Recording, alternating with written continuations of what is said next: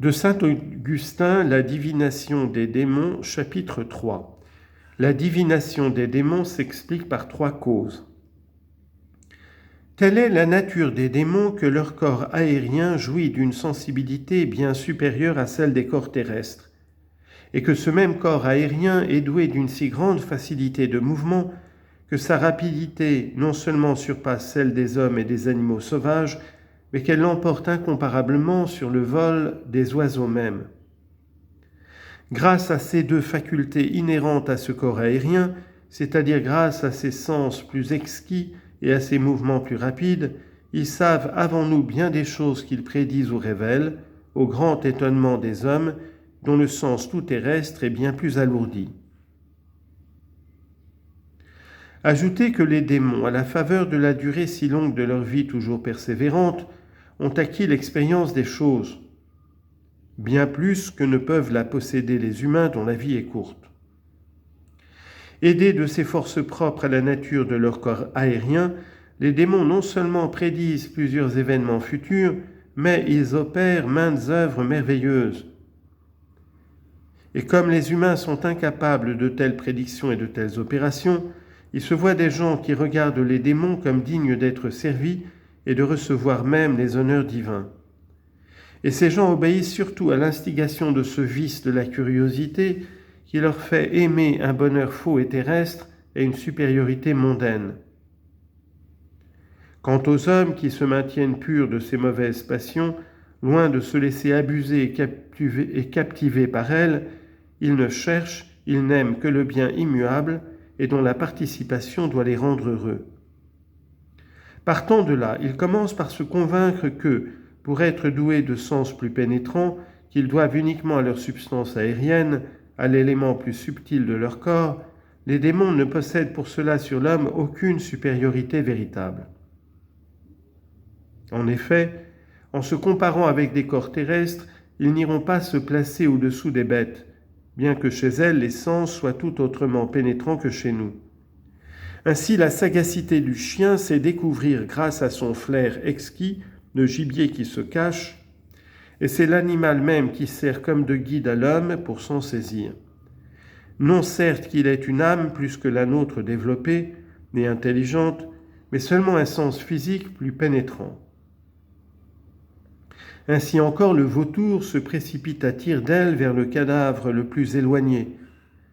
Ainsi l'aigle planant dans le ciel aperçoit, dit-on, de cette grande hauteur le poisson qui nage sous les flots.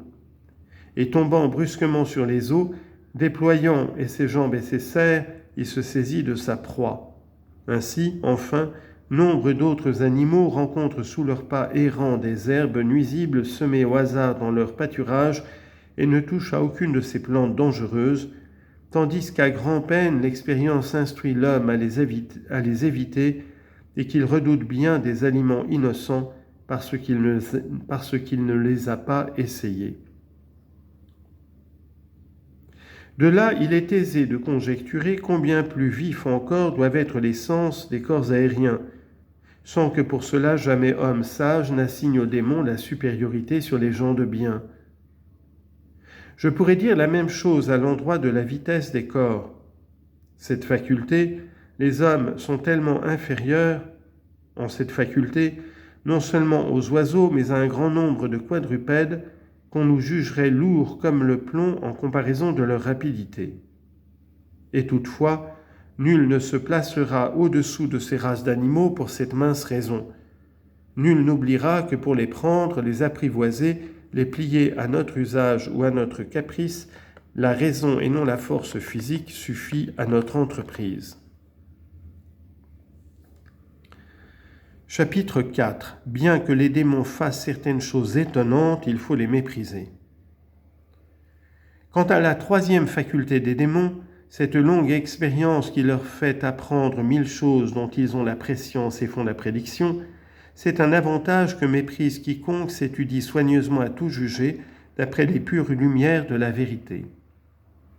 Dans ces conditions, un jeune adolescent vraiment honnête ne se croira pas inférieur à un détestable vieillard qui, pour avoir beaucoup expérimenté, aura l'air d'en savoir plus que lui.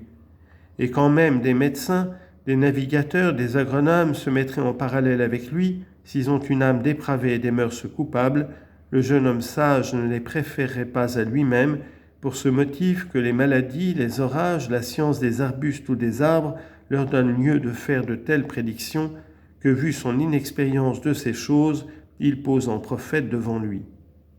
Or, comme les démons ne se contentent pas de prédire quelques faits à venir, comme ils opèrent encore certains actes étonnants, grâce sans doute à la perfection de leur corps, faut-il moins pour cela qu'un homme sage les méprise, lui qui voit tant d'individus pervers et misérables exercer à tel point leurs membres, déployer tant d'habileté dans leurs différentes professions, que ceux qui n'y sont point initiés ou n'en ont pas été témoins peuvent à peine croire aux faits qu'on en raconte.